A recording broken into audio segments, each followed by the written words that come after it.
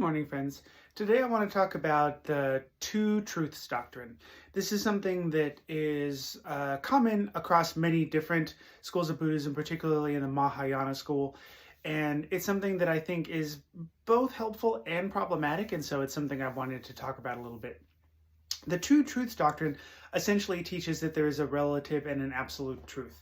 And so relative truth is, and I have some notes here because I want to make sure I kind of include everything, is like dualistic phenomenon. So essentially the way we perceive the world. I am here, you are over there, here is the bell, everything is separate and distinct, and these are the objects that make up our world, and they're all distinct, separate kind of entities. They exist, right? And so this is kind of like the way we navigate our world. I don't bump into the tree because I see the tree, and I go around it because I understand that it's over there and I'm here, and I have to account for that. Absolute truth is the truth that it's kind of beyond dualism. And so in Buddhism, we often talk about this as sunyata, the empty of inherent existence.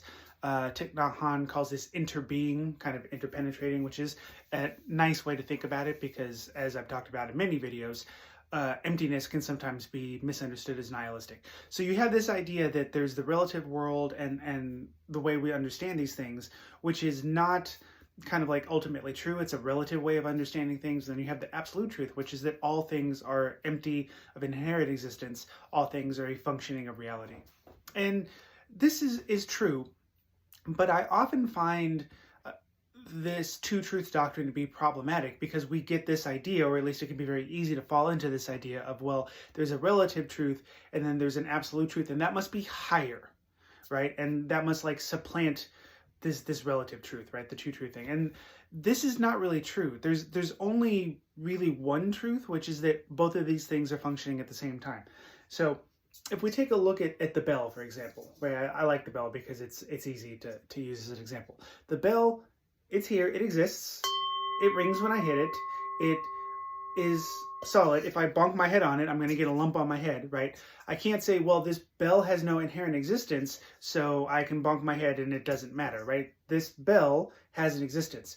It's just not an existence that can be sometimes understood as a distinct separate thing, because this bell is a product of all of the causes and conditions that made up to it. The ore that was mined out of the earth, the people that melted that ore and poured it into the molds, the people that polished it, the people that packaged it into a truck and sent it to the shop where I bought it. The fact that this is only a bell in the moment of interaction with me. We have a relationship where it's bell. As I talked about before, to my cat, this is not a bell because the cat and this object do not have that relationship that evokes bellness, right?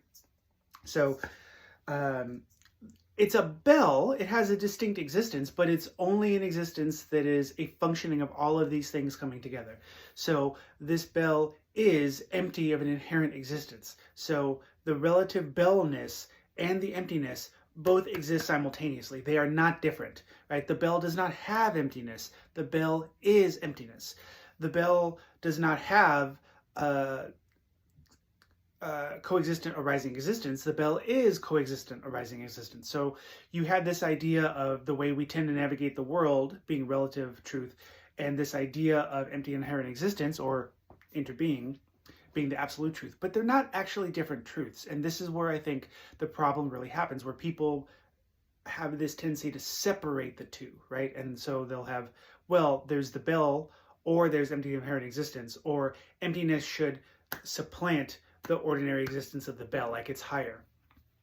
But again, if I'm walking down the street and I see a truck coming and I understand that truck has no inherent existence, it's empty of inherent existence, it's an aspect of the causes and conditions of the universe coming up.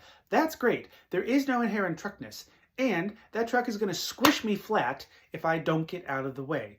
So absolute truth does not replace relative truth, right? And so this is why I think the Two Truths Doctrine, while it's important to understand, I think can often be problematic or confusing if you try to exalt, elevate emptiness or sunyata at the expense of your kind of normal everyday functioning. If you're going to build a bridge, you need to understand how the bridge functions, how the trusses work. how weight-bearing mechanics and how the arches are going to do it. You have to understand how these pieces function in the context of the world. You can't just say, well, the truck has no inherent existence, the bridge has no inherent existence, however we slap some girders together will be fine. Obviously not. Math matters because relative existence occurs. So, Two Truth Doctrine. Yes and no. Try not to get too caught up in separating these two.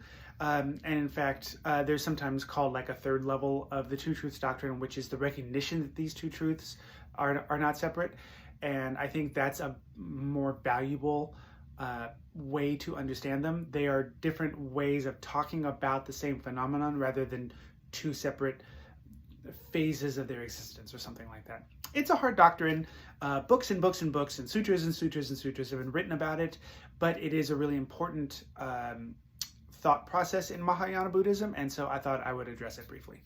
Thank you.